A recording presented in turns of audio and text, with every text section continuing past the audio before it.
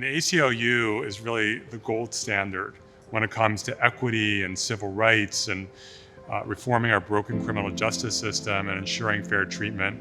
ACLU became a good partner in that because they were really comprehensive in their support, not just to push through a piece of legislation, but to basically stand with the author of that legislation and help them to navigate the waters that were there and to make sure that they did not become the casualty in the process of making change. This new advocacy arm really just bringing forth another layer of transparency, another layer of authenticity, but also just another layer of accountability. We are thrilled to welcome Carlos Marquez to lead this new organization.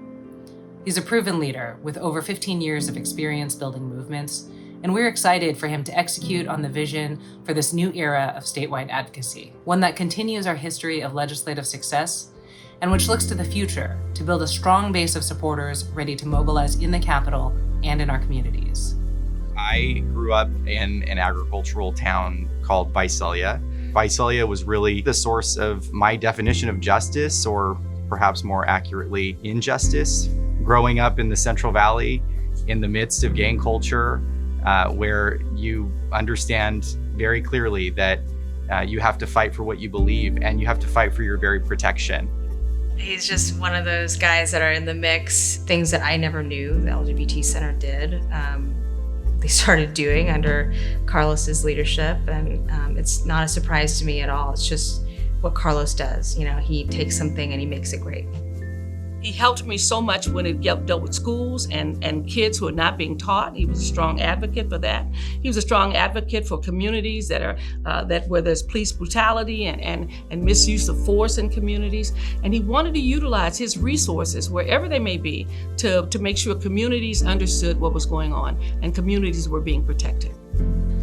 Carlos Marquez is an exceptional leader in the progressive movement. Carlos has been and continues to be a leader, and he is someone who deeply believes in bringing people together, finding common ground, but always understanding that we have bright lines when it comes to civil rights and equality and protecting our communities.